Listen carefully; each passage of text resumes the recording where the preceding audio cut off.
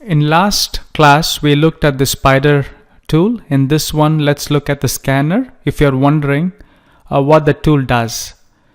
So for the free version, it doesn't do anything other than the fact it shows some web related vulnerabilities and the descriptions and some helpful URLs for you to learn and get accustomed to web application hacking.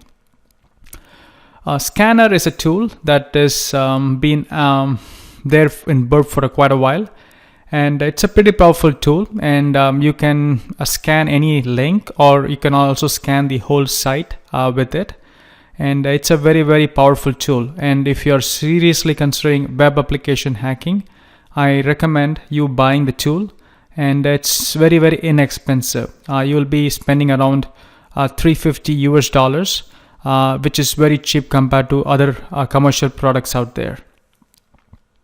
And also Scanner, it also gives you a lot of other features with Intruder, where you don't have to time throttle some request. With the free version, you can do only like 100 requests per minute or something like that. But with the pro version, I mean, you don't have the limits. So anyway, that's Scanner for you for now. And we will touch upon it a little bit later. Okay, thank you.